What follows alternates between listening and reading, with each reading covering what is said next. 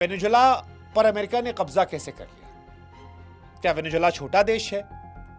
और इतनी आसानी से कैसे हो गया कि सेना ने हथियार नहीं चलाया, एक देश में गए, राष्ट्रपति को उठाया, लेके निकल गए, वो हथकड़ी में है, बाकी देश में सब नॉर्मल है, उपराष्ट्रपति है वहां पर, सब कुछ चल रहा है। अगर ये सवाल आपके मन में आ रहा है तो ये सवाल जायज है, क्योंकि वेनेजुला कोई छोटा मोटा देश नहीं था कि आप गए, आपने चुटकी बजाई और निकल पड़े।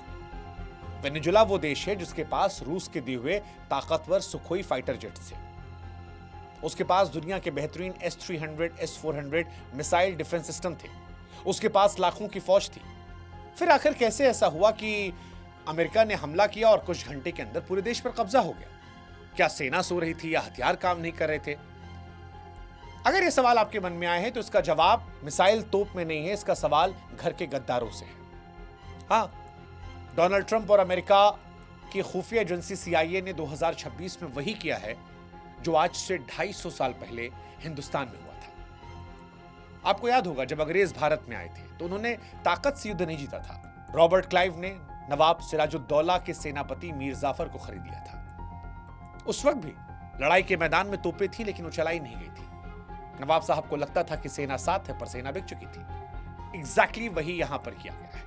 अमेरिका ने 3 स्टेप उठाए। पहला, नेताओं की खरीद की। वो नेता जो कल तक अमेरिका को गालियां दे रहे थे, अमेरिका ने डॉलर की गड्डियां उन्हें दिखाई और रातों रात खरीद लिया, उनकी देशभक्ति बिक गई।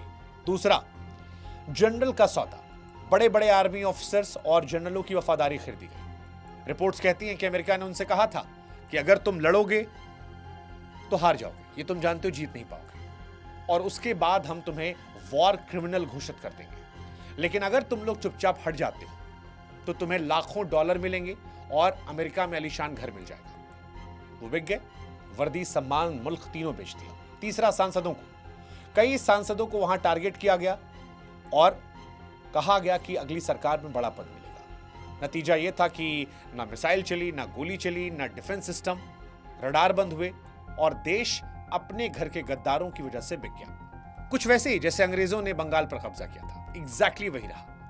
निकोलस मादुरो आज के सिराजुद्दौला है, जिन्हें अमेरिका की जेल में डाल दिया गया है, और वहां के बिकाऊ विपक्ष जिसने देश को बेचा, आप देखेंगे अगले कुछ समय में उन्हें मीर जाफर बनाकर गद्दी पर बिठा दिया जाएगा। ये पूरी कहानी की स्क्रिप्ट जो है वॉशिंगटन में लिखी गई थी, बस वेनेजुला के किरदारों ने अपना अपना रोल निभाया और इस ऑपरेशन को अंजाम दे दिया।